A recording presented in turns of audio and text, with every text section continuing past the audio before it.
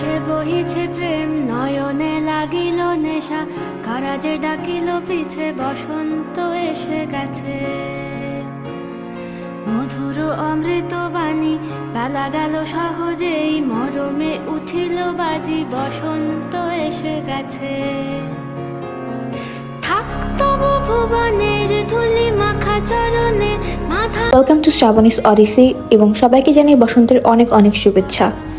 তো 13ই ফেব্রুয়ারি আমি চলে গেলাম আমার ভার্সিটিতে এবং ফার্স্ট ক্লাস করার পরে দেখলাম নিচে একদম একদম বসন্তের একদম জমজমাট একটা পরিবেশ। মানে আমি যখন সকাল 8টার সময় গিয়েছিলাম তখন যে দেখেছি যে স্টল আছে বাট মানুষ নেই।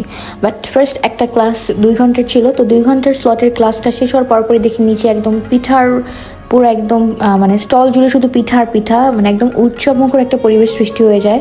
আর সবাই হচ্ছে খুব সুন্দর হলুদ লাল কালার পরে একদম এসেছিলো, ভালোই লাগছিল দেখতে। তো বিভিন্ন স্টল ঘুরে ঘুরে আমি আমার ফ্রেন্ড দেখছিলাম এবং প্রত্যেকটা স্টলে আসলে পিঠা ছিল।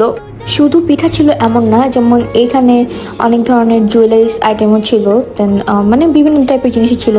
তারপরে অনেক ঝাল আইটেম ছিল, যেমন ফুচকা ছিল, তারপরে মোমোস ছিল, এরকম টুকটাক অনেক কিছু ছিল। তারপরে এখানে একটা স্টলে দেখলাম যে পাটের একটা ব্যাগ নিয়ে তারা বসেছে, অ্যান্ড ব্যাগগুলো আসলে রিজনেবলই ছিল আর সুন্দর ছিল, মানে এটা হচ্ছে লাঞ্চ ব্যাগের জন্য একদম পারফেক্ট।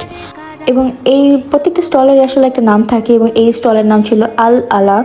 তারপর এখানে শুধু পিঠার পাশাপাশি আরও এই কেকস রয়েছিল, কাপ কেকস, তারপরে জার কেক, আর এখানে হচ্ছে ফুচকা ছিল, চটপটি ছিল, মোমোস ছিল, বিভিন্ন টাইপের জিনিস ছিল।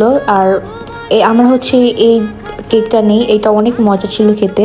তারপর হচ্ছে আমরা বিরিয়ানিটাও নেই, বিরিয়ানিটাও অনেক মজা ছিল, বাট এই চিকেন স্টাফটা একদমই ভালো ছিল না, মানে এটা চিকেন আসলে একটুও ছিল না। তারপর এই যে একটা স্টল, এটা আসলে অনেকক্ষণ খালি ছিল, তো এটা অনেক সুন্দর করে সাজানো ছিল দেখে সবাই ছবি তুলছিল।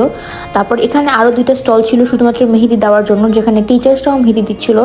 দেন আমাদের আবারও ক্লাসের টাইম হয়ে যায়, তারপর আমরা ক্লাসে চলে যাই। আর যেতে যেতে সবাইকে আবারও জানাচ্ছি বসন্তের অনেক অনেক শুভেচ্ছা।